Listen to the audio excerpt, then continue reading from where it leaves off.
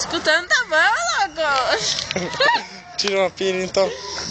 Cristina Aguilera vai vir para o Brasil pra pegar o Xander. E como que ela é?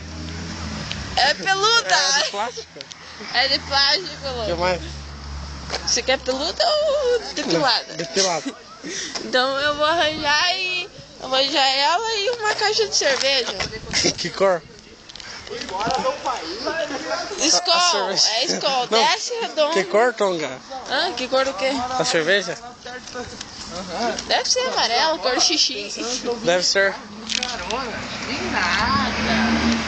Filma o viadinho. É tudo viado. É tudo viado. Leno, quanto que tem no bolso? 5. Ô Xander, você tem 5? Tenho. Eu tenho 47. E 10? 10 eu não tenho. 10. Olha aqui, Rafael. Eu tenho 25 centavos. Vai, fale o quê? Nada. Qual mulher que você vai arrumar por mim que você falou? Cristina Aguilera. É, você põe defeito em tudo. Ah, também tem que me aprender. Ah, pegadinha do maluco. Você tem que sossegar, você tem que curtir a festa, não ficar com ninguém. E nem ter um carrapato no pé. Pra... Mas você tem um carrapato é bom, cara. É bom, cara.